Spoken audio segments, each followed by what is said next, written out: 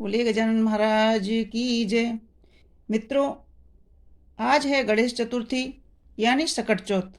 आइए सुनते हैं सकट चौथ की कथा।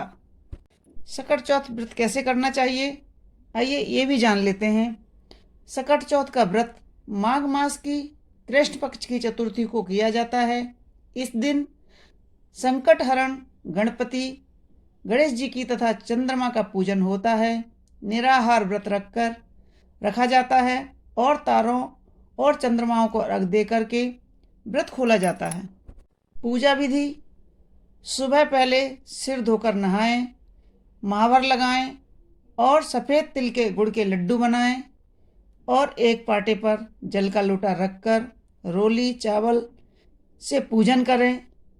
तिलकुट रख करके जल को लोटे से भर करके पाटे पर रखें और चौथ की महारानी की कथा सुने। थोड़े से तिलकुट हाथ में ले लें और फिर चौथ मैया की कथा सुने।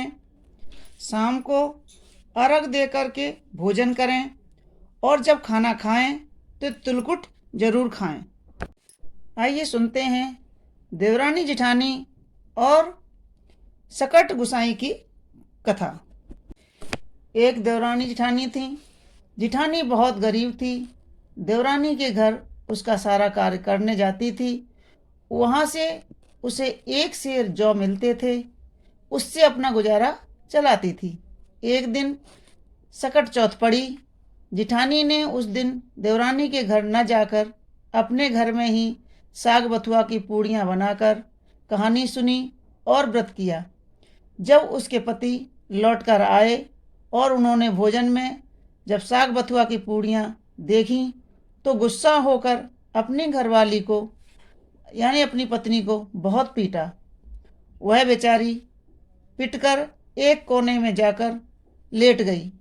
आधी रात समुद्र के किनारे से ही हीरे मोती चुनकर सकट गोसाई चले आकर जिठानी के घर के किवाड़ खटखटाए। जिठानी ने उन्हें देखकर कहा कि मेरी तो झोपड़ी है, फिर भी अंदर आ जाओ। सकट गोसाई बोले, माई मुझे भूख लगी है। वह बोली, महाराज मेरे पास क्या है, साग बथुआ की पूड़ी रखी हैं, सबने खा लिया है, आप भी खा लो। वे फिर बोले, माई सोएंगे कहाँ, मुझे नींद आ रही है। जिठानी बोली, मेरे बच्चे टूटी खटिया पर सो रहे हैं, आप भी वहीं जाकर सो जाओ। 4 बजे सुबह उठकर सकट गोसाई बोले, माई मुझे बहुत ज़ोर से हिंगास लगी है। तो वह बोली, एक कोने में आप भी हिंग लो, बच्चों की साफ करूँगी तो आपकी भी सुबह कर दूँगी। सकट गोसाई ने कहा, माई मैं साफ कहाँ करूँ। वह बोली, पहुँच लो मेरे ललाट में। इतना कहकर सकट गोसाई वहाँ से अंतर्ध्यान हो गए। ये सकट गोसाई कोई और नहीं थे, श्री गणेश जी ही थे। जिठानी गणेश जी की भक्त थी, इसलिए गणेश जी सकट गोसाई का रूप रखकर अपने भक्त के दुख दूर करने आए थे। जब वह जिठानी उठी तो उसने देखा कि झोपड़ी की जगह महल खड़ा है और चारों ओर हमारे मोती झिलमिला रहे हैं। उसका मस्तक हीरे मोती से मुकुट से चमचमा रहा था। जब वह यह सामान उठा कर रख रही थी, तभी देवरानी वहाँ पर पता करने आई कि 2 दिन से जिठानी मेरे घर काम करने क्यों नहीं आ रही हैं। जब वह जिठानी के घर आकर पूछने लगी तो उसके बाल बच्चों ने कहा कि अब तुम हमारे यहाँ काम करने आ जाओ। देवरानी ने कहा कि तुम यहाँ सारा धन कहाँ से लाई हो, यह सारा धन कहाँ से लाई हो। जिठानी बोली, मैंने किसी का धन नहीं लिया है, मुझे तो सकट गोसाई जी दे गए हैं। और उसने सारी घटना देवरानी को बता दी। देवरानी ने सुनकर सोचा कि अब की बार सकट चौथ आएगी तो मैं भी ऐसा ही करूँगी। दूसरी साल जब सकट चौथ आई तो देवरानी ने अपने घर में खूब पूड़ियाँ पुआ सेके और अपने पति से बोली जब तुम काम से लौटो तो मुझे गुस्से में मारना। जब रात में कोलू की पाड़ से नीपा रख खाकर सकट गुसाई आए तो देवरानी के यहाँ के दरवाजे खुलवाए। देवरानी ने कहा कि महाराज, उसके यहाँ क्या था, मेरे यहाँ तो बढ़िया किवाड़ हैं, अंदर आ जाओ, अंदर चले आओ। उन्होंने कहा, माई भूख लगी है। तो देवरानी ने कहा, मेरे यहाँ तो छबरिया भरी पुआ पूड़ी सब रखा है, खूब खाओ। सकट गुसाई बोले, माई नींद आ रही है। तो देवरानी ने कहा कि उसके यहाँ तो टूटा पलंग था, मेरे यहाँ तो खूब अच्छी बिस्तर है, महाराज सो जाओ। सुबह उठने पर वह बोले सकट गुसाई कि मैं हिंगने कहाँ जाऊँ। तो उसने कहा कि मेरा इतना बड़ा घर है, कहीं भी हिंग लो। सकट गुसाई ने माई में साफ कहाँ करूँ। तो वह बोली कि मेरे भाग्यवान ललाट में ही पहुँच लो। इसके बाद सकट गुसाई वहाँ से अंतर्ध्यान हो गए। सुबह जब देवरानी उठी तो उसने देखा कि उसके घर में चारों ओर बदबू फैल रही है, जिधर पैर रखती उधर ही गंदगी पड़ी थी।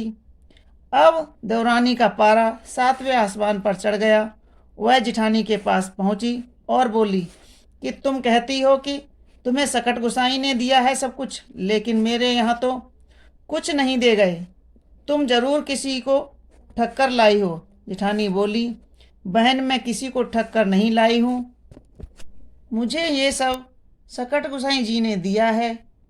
फर्क इतना है कि मैंने अभाव में रहकर निस्वार्थ भाव से उनकी सेवा की और तुमने धन धान्य से संपन्न होने पर भी अभिमान में भरकर लालच के बस में होकर उनकी सेवा की। इस तरह सकट गुसाई ने मेरी सुनी, वह सबकी सुनते हैं। हे सकट महाराज, जैसी आपने जिठानी की दरिद्रता दूर की, सब भक्तों की सुनना और सभी व्रत करने वालों को और अपने भक्तों को पुत्र और परिवार की रक्षा करना। हे गणेश जी महाराज, सबके संकट हरते हैं, सुख सौभाग्य पुत्र संपत्ति सब कुछ देते हैं।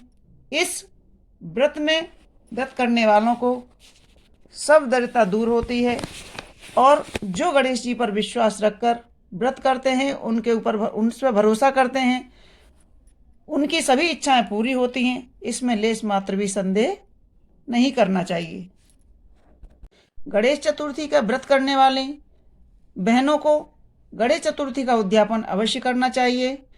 मैं आपको आगे के वीडियो में गणेश चतुर्थी के उद्यापन के बारे में बताऊंगी। मित्रों, यह थी संकष्टी गणेश चतुर्थी के व्रत की कथा।